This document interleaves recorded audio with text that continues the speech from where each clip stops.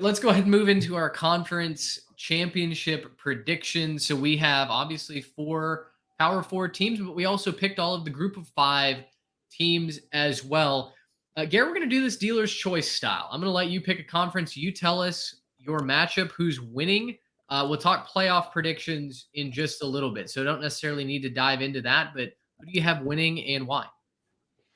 Man, I think let's start off with the ACC. We just kind of talked about this team, so I think it'd be nice to kind of keep it a little bit of a smooth transition into this. Right now in the ACC, I have Florida State beating Clemson in the conference championship game. That is to cap off what I think will be a perfect season for the Noles. I think kind of my justification and logic behind this, because I went back and forth. There's actually some real tough, calls to be made at the top of this conference.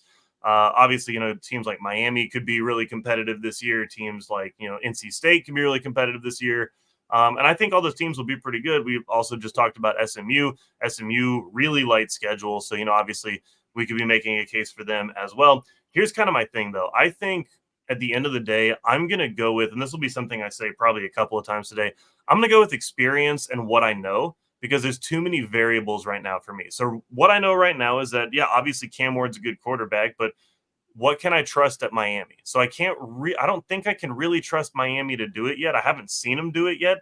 There's been talent, there's been players, but I haven't really seen it from them. NC State, again, there's good quarterback. They're going to get their transfer quarterback in there. This can be great, but he hasn't done it at the Power Five, or I guess Power Four level now. So we haven't seen it from him. So we got to see what's going on there before I can really trust them to make it over the hump. And what I know right now is that Florida State, they've got guys from every single level. They've got guys coming in across the board, and they've got the biggest possible chip on their shoulder this season. If there's one team that's showing up to every single game ready to play this year, it's Florida State. That coaching staff is not going to let a single thing slip. And then I got Clemson in that game as well. I think, ultimately Clemson is a pretty good team. I think they're going to take that step forward with Cade. And I think I can trust what they have around Cade more than I can trust the other teams sort of in a whole. And that's not to trash any of these other teams. I think these other teams will end up with really, really good seasons. I just don't think I can trust them to get all the way to the top like I can with Florida State and Clemson. So I'm going to be a little bit boring and just say that Florida State beats Clemson in the championship game and finishes off that perfect season. I'll jump in here real quick with my ACC. I also have Florida State. I have them beating NC State in the championship game. And it's mostly just picking with my heart because I love the schedule for NC State. I love who they have at quarterback in Grayson McCall. And man, I had Clemson at first too. I just can't get excited about Clemson. I like this iteration of Clemson where they're at right now as a program. I just can't get excited about them personally. And they probably are still the most talented team in the conference, but that hasn't translated to wins at the level they need to in the last couple of years. I need to see it from them before I pick them to go to a conference championship game. So give me NC State. Give me the excitement. Apologies to Moose, just real quick. We Yes. don't mean this in any sort of offensive way, so we apologize, my man. I just can't get excited about your team, and I really apologize. I hope I'm wrong for your sake. I'm going out on a limb. I'm gonna say that Clemson wins this over Florida State.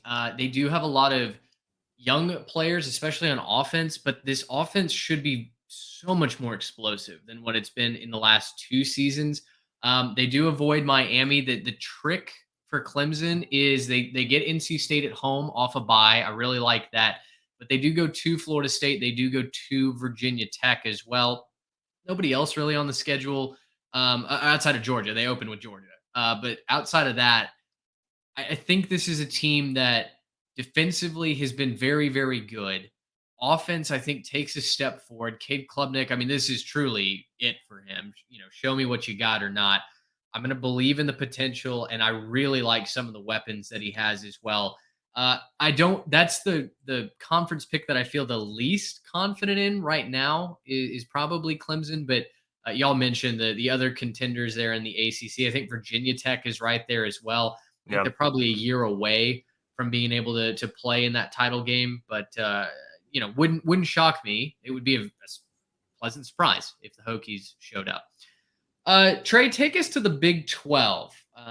Big 12 is going to be wide open. We've talked about that in our preview. Depending on who you talk to, it seems like there's probably 4 teams that are the front runners to get to Arlington. But that being said, there are a couple of wild cards like West Virginia that, you talk to the right people and you could certainly make the case for a Mountaineers squad finding their way to Arlington.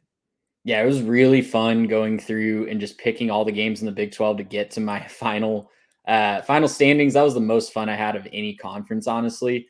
In a league full of potential upsets, I went kind of chalky and I was a little bit boring. I have Utah defeating Kansas State in the championship game, but I have both of them with at least one loss. I do think the Big 12 could have a 2 or 3 loss champion getting into a top 4 seed in the college football playoff. And there's going to be a lot made about that if it happens. But this is a conference that's just so wide open. And a lot of times it's exciting to pick the fun team in that. Pick somebody off the wall. Pick a UCF. Pick a Texas Tech. No one would do that on this podcast, right? But don't listen to last year's predictions. But I think in that, I learned my lesson last year. And I think in the midst of the chaos, you can look for consistent things that you can trust. I can trust Cam Rising at Utah. I can trust the coaching staff at Kansas State, even if I haven't seen Avery Johnson do it for a full season yet. Those are the teams I have the most confidence in right now. I feel like they have the fewest holes, the fewest glaring weaknesses that could hold them back from reaching their ceiling. So I'll take Utah over Kansas State in the Big 12. Yeah, I've got Utah winning it as well. I do have them winning it undefeated. I think that they'll end up going undefeated through the season. I just don't think there's another team in the Big 12 that quite stands up to their physicality and what they're going to bring from Utah. But I think you got the wrong team from Kansas. I've got the Kansas Jayhawks in Arlington, and I'll kind of tell you why. My big thing in the differentiation between them and Kansas State right now really just has to do with the fact that we haven't really seen Avery Johnson not just do it for a full season like you were saying, but he hasn't really shown that he can pass the ball effectively. He's had some moments. He's definitely had flashes, but I really didn't just see the arm last year. I want to see the arm really show up effectively before I can really believe that Kansas State's going to be able to make it there. Meanwhile, Jalen Daniels, I get it, injury possibility. If he goes down, this whole pick goes out the window. But I'm assuming that everyone's staying healthy, and I'm going to say that Jalen Daniels, with the combination of his running backs, he's got a stud tandem of running backs with him, plus whatever that coaching staff and all the offense that they have been bringing. I love what Kansas is doing. I think Kansas is a really, really good team. They got some great corners, and I think ultimately they're going to be able to go through this schedule and find their way with some kind of weird tiebreaker. I think they're going to find their way to Arlington. I'm going to go with Oklahoma State as my Big 12 champion. They get Utah at home this season, which is huge for the Pokes. They also have the most production back in the conference. And I'm going to take Oklahoma State over Kansas State. Utah, for me, I don't know why I don't feel the good vibrations this year, but I'm just not singing the same song that the Utes have had over the last couple of seasons in the Pac-12. Last year, notwithstanding with all the injuries. I do believe that at some point you have to go get a job, Mr. Cam Rising, and I realize that my Big 12 champion and Alan Bowman needs to join him in that employment line as well. So I think aside, I really like what Oklahoma State has at every position but quarterback, to be quite honest. Alan Bowman is not an X factor, but I think Ollie Gordon plus the weapons that the Pokes bring back at wide receiver, I really like what they're going to do on the offensive and defensive lines as well. And then I really like the back end of the Oklahoma State secondary. They find ways to win at home, especially. And so if I've got them knocking off Utah, I think Kansas State is the second most complete team in this conference.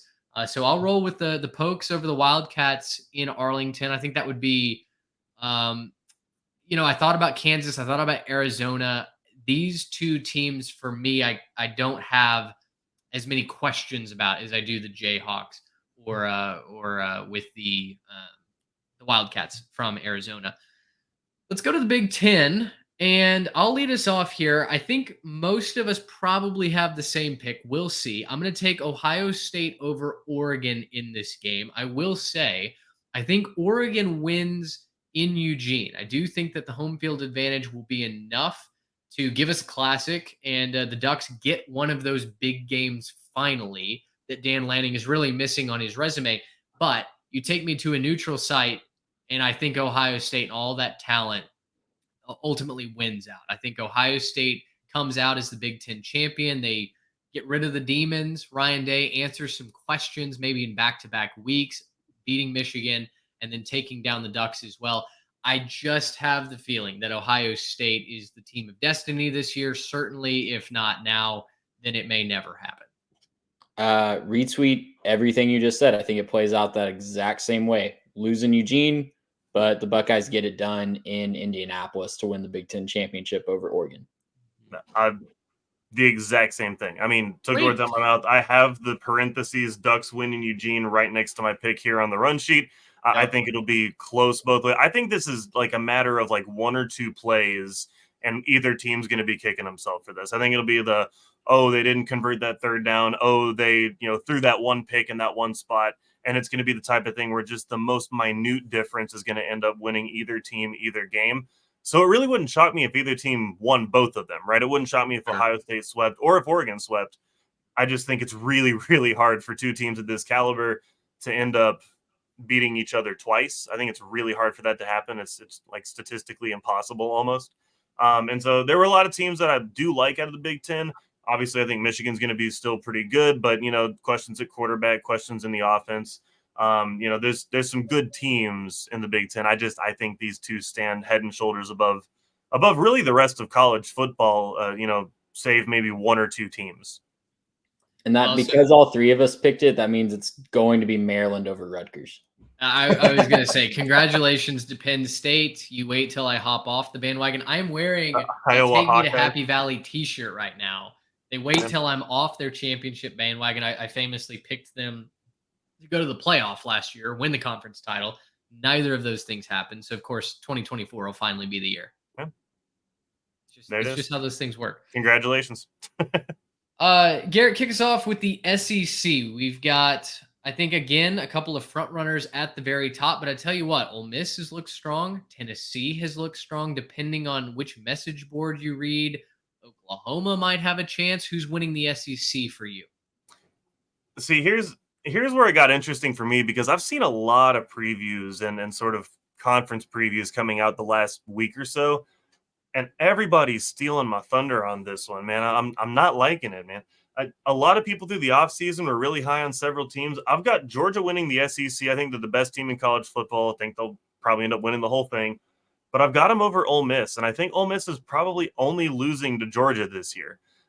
There's a really good chance that just the way that the brackets will shake out when it gets to the playoff, I think there's a chance that Ole Miss could finish with 3 losses to Georgia this season, the way that everything ends up shaking out, which I think Ole Miss is a really, really good team. I think that the offense is going to be electric. I don't think there's going to be that big of a drop-off at running back. I think Ulysses Bennett is fantastic. They got stud wide receivers. They finally beefed up on the lines. They got a great defense. I just don't think they have what it takes to run with Georgia. I will say that game that they play in Oxford, I think, is going to be an absolute barn burner.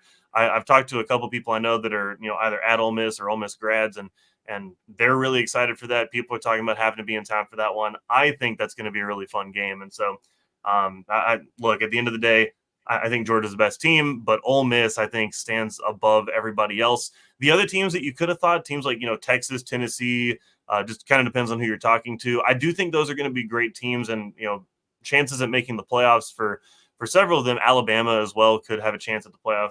I just don't think that I trust any of them quite enough. Texas, a very good team, lots of turnover at the skill positions. Yeah, they brought in a lot of people, but I got to see it, and I got to see it against the SEC. Teams like Tennessee, obviously Nico, we think is going to be really, really good, but anytime you got a young quarterback, you never really know. And so I got to wait and see on him as well. And then, there's reasons to talk, Alabama, obviously complete turnover in that program. So while you feel confident about where DeBoer is going, maybe not quite this year. And so lots of really good teams in the SEC, lots of, again, you're splitting hairs here when you're talking about the top of the best conference in football. I just really think at the end of the day, Georgia and Ole Miss stand above everybody else. And I think that it's going to be Georgia at the end of the season that's going to hand Ole Miss I think there's a good chance it's going to be 3 losses from Georgia to Ole Miss.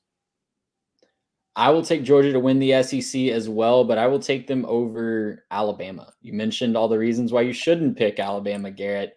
I will say that they're still the second most talented team in this conference. Agree. And Kalen DeBoer knows how to win football games. And I don't think either of those two things are going to change overnight. It's going to be really interesting to see how Jalen Milroe adapts to this new offense. The offensive coordinator issue at Alabama was much chagrined by their fan base over the last couple of years. And they fixed that problem. And I'm really excited. I went from being skeptical at the beginning of this offseason to excited about seeing Jalen Milroe in a Kalen DeBoer offense. I think they run it all the way to Atlanta, but do lose to Georgia.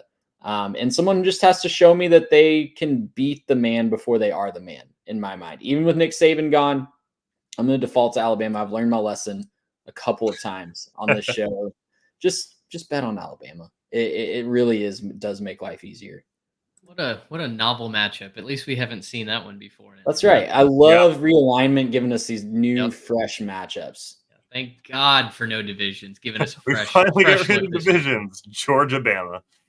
I'm going to take the Bulldogs as well. I will take them over the Texas Longhorns. I think Texas gets the better of Georgia in Austin, but Georgia gets the revenge on the back end. They raise another SEC championship trophy. All right, group of 5. We refuse to separate you. We will not forget to cover you, unlike some other talking heads around this great nation. We love the football that we see in the G5 Heck Tray. I mean, we got comments on it on Twitter about our love for the G5, how we're honestly more excited to consume college football because we got into the weeds of these G5 storylines. So with that, let's do the AAC. I've got Tulane over UTSA. I know Memphis is going to be the conventional pick here, the popular pick, but to me, there's such an immaculate half team. I love the offense. I'm so concerned about the defense.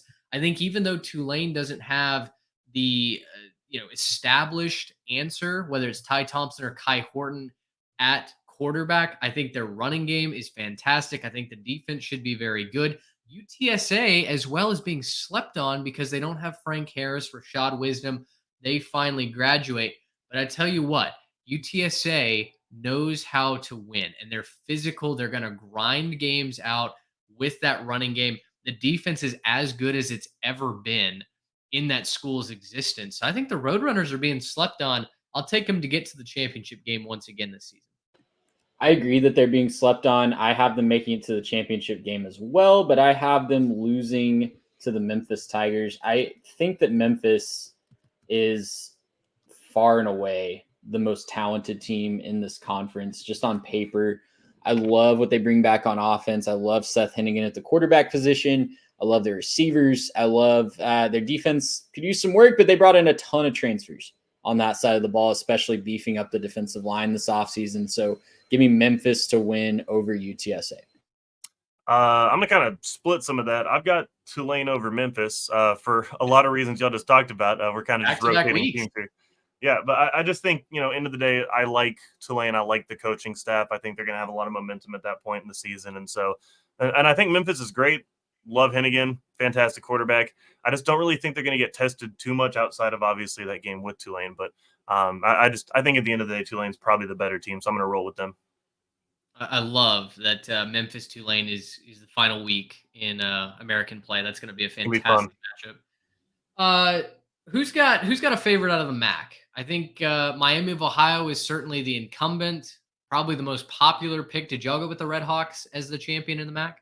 Yeah, I got the Red Hawks. I followed them last year a bunch, rooted for them last year a bunch, and I'm going to keep rocking with them. I've got them beating Northern Illinois. I think that's probably going to be your second team there.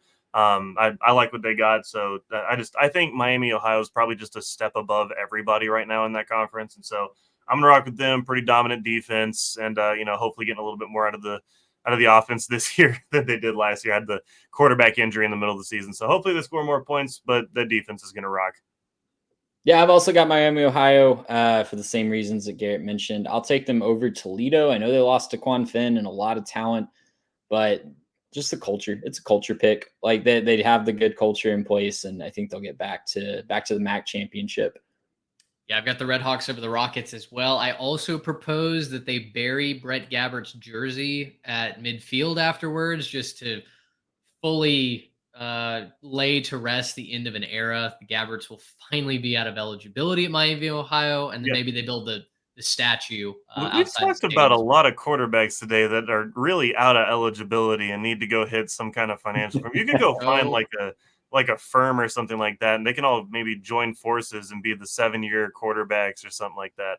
the best medical device salesman you ever did see. I'll tell you. I think that's what's up next. Conference USA. I'm gonna say that we all have Liberty here, right? I've got Liberty over Western Kentucky. Yeah, Yep, Liberty over Western Kentucky.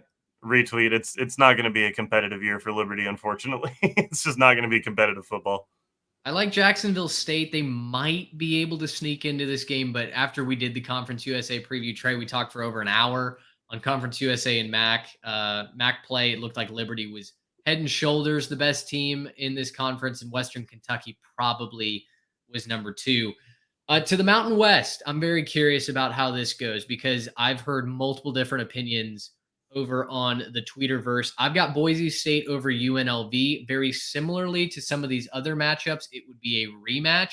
I've got the Rebels winning in Vegas, but Boise State getting the best of them in the championship game, a la 2023.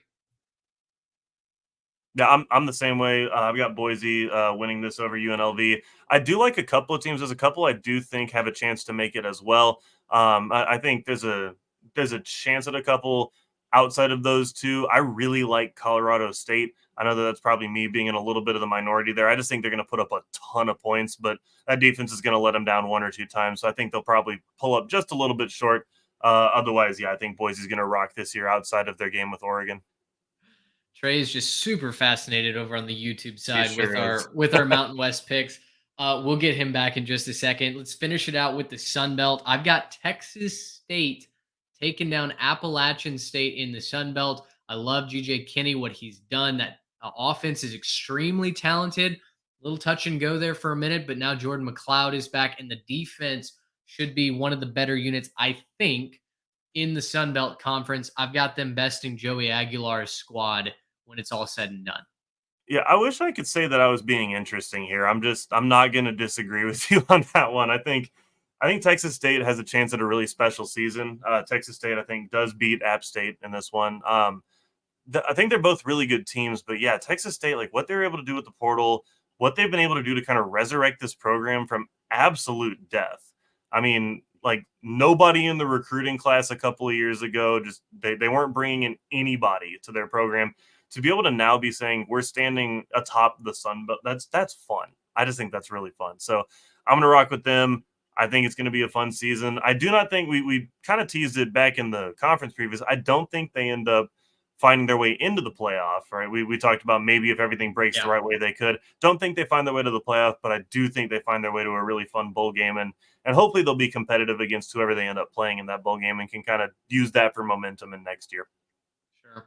And I went and looked it up just to make sure. Trey is in agreement with us on both Mountain West and Sun Belt. So a lot of chalk for us and the G5 right now. It kind of unfortunately, but I do think one point I wanted to make about the fact that there is some chalk is I like the fact that there's some G5 teams that are still able to kind of retain their talent and become destinations in today's day and age. I was really worried about that with the portal and NIL, that a lot of these G5 teams are just going to turn into kind of farm developmental teams for the Power Five. But now we've gotten to a point where there's some of these teams that have really become, hey, you want to show up here. I'm just talking about Texas State, obviously, but there have been some teams that have really taken advantage of the portal and built some good squads. So even though maybe the conferences below them not quite as competitive as they could have been, it is kind of fun to see that, yeah, these teams are still here. They're still able to compete in the modern college football landscape. I agree. I love seeing talent still be developed, programs still being built at the G5 level. I think South Florida is another example of that as well. Trey's back. For those of you on the podcast side, he did not boycott the last bit of the G5. Just lost a little bit of connection there. But Trey, we are moving into our 12-team playoff predictions, and so I will turn it over to you. Obviously, we've broken down now all of the championship games. So wind me through your 12 teams. Who do you have? What order are they in? And kind of set the stage. Yeah, so I guess I'll start with my top 4 conference champions that we've already gone over. So that would be Georgia in the 1 spot, Ohio State in the 2, Florida State in the 3, and Utah in the 4. And they will await the winners of the first round matchups. I guess I'll go matchup by matchup. That seems like the most entertaining way to do this to me. So in my 5, I've got Oregon. They will face off against the Memphis Tigers, the 12 seed. Again, I think Memphis, strength of schedule wise, Liberty's probably going to go undefeated. I think a 1-loss Memphis, with that 1 loss being to Florida State, which is what I have projected here, will get in over Liberty. Even if Liberty's undefeated, I think the strength of schedule is just going to win out there. In my 6-11 matchup, I have Notre Dame hosting Tennessee. I think Tennessee is going to be the surprise team in the SEC this year. Right. I'm all in on the Nico train. I think that he throws a beautiful ball, and the offense is just going to click just like it did a couple years ago. And when Tennessee really busted onto the scene. Number 7, Penn State is going to host number 10, Alabama, and number 8, LSU is going to host number 9, Michigan. I'm still high on the Wolverines. I think that they have the schedule to get back in, even with a couple of losses, especially if they can beat Texas week 2. If they can beat Texas, all eyes are on that playoff spot. I do think they'll slip up a couple times, maybe not make it out of the Bayou in the first round, but I do think they'll be back in the playoff this year. I like it. Garrett, take us inside your 12 teams. Yeah, a lot of the same, but a couple key differences. So I've got Georgia at the 1, Ohio State at the 2. I'm going to flip-flop your 3-4. I've got Utah at the 3 and Florida State at the 4. I do think there's 3 undefeated teams in that, and I think Ohio State has the lone loss. I just think that the lone loss being to Oregon in the regular season on the road is going to be good enough to get them into the 2 spot, even if Utah and Florida State are undefeated. And I do think that there's a good chance that happens. I think there's a good chance both these teams run the conferences for different reasons. Utah for, just a disparity in talent, and Florida State for the absolute chip on their shoulder. Matching up with Georgia in the 1, that 8-9 game, I have it at Ole Miss and Kansas.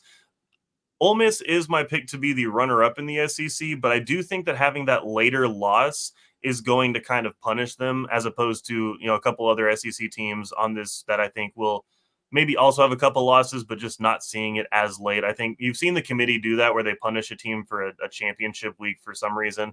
And I think Ole Miss is going to get that treatment. I've got Ole Miss going up against Kansas, my Big 12 runner-up. I think Kansas has a really good year coming in, and I think that'll be a lot of fun to watch them make the playoff. Matching up with Ohio State in that 7-10 matchup, I've got Michigan at 7 and Clemson at 10. Again, couple of runners up here. And so I do think that ends up happening, and that's the way that this ends up working out. Michigan, I do think, is going to be good, but they're going to have just a couple of losses on the schedule and kind of end up 3rd in the Big Ten. Still a good team, and I think they still make that, and it also gives them a chance to match up again with Ohio State in a playoff game, which I think would be really, really fun. And then obviously Clemson Tigers coming in second in that. In the 3 matchup against Utah, I've got an SEC showdown between Alabama and Texas. Right now, the difference between Michigan and Texas is whoever wins that game. I think Michigan pulls it off at home, but if Texas wins that game on the road, I do think they'll flip-flop. I think they'll flip-flop those positions. Texas will jump up to the 7. Michigan will drop down to 11. But right now, that's how I had that. And then in my 5-12, I've got Oregon and Tulane. Tulane being the winner of their conference, making it in. And having, I think, kind of the similar thing what you're saying about Liberty, Trey, where there'll be kind of the strength of schedule thing. I think Tulane has more chances at signature wins with the schedule they have and some of that out of conference. So I think that'll be the difference if they end up pulling off one of those or maybe staying close in one of those. I think that'll be the difference. But I think, ultimately, not going to really be able to match up with Oregon there at the 5 spot. I like it. All right, let me bring us home here with my 12. I've got, for my 4 automatic contenders, I've got Ohio State, Georgia, Oklahoma State, and Clemson.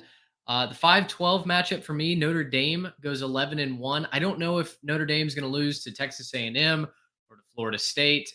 Haven't decided where I fall quite yet, but 12-0, I don't think anybody is going 12-0 this season. So Notre Dame will lock up that 5 spot. They'll take on Tulane, my Group of 5 champion out of the American. The 6-11 matchup is an old Big 12 matchup. It's Texas at the 6th seed, Kansas State. coming in the 11 seed after losing the Big 12 championship game.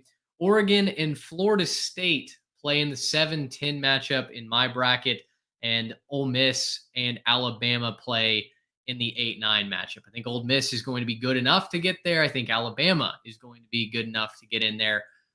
We'll see how many teams the SEC gets in. I think 4 is a very real possibility. It's just. So you think that the Big 12 and ACC will both get 2 in that scenario? I think there's a really good chance because I'm a little bit lower on like Utah than some of y'all are. I think if Kansas State goes into the Big 12 championship game with 1 loss, supposedly they're not going to discount championship game losses as much as they once would. And so if that is truly the case, then I think Kansas State and Florida State absolutely have chances to be there. I think Tennessee is going to be just on the outside looking in. I think a team like Utah could potentially be on the outside looking in. Penn State, Michigan out of the Big Ten as well.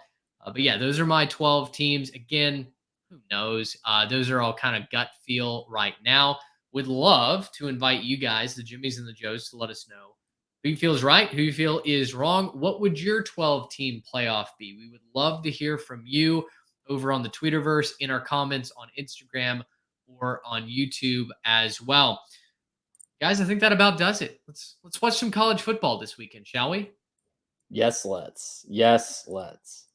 Yeah, it's going to be a fun time. Excited for the little appetizer before the season really gets into it and everybody starts playing. But man, what a weekend to come! I'm pumped. I'm excited. Let's go. Another season right here at the 3 Tech. I'm excited.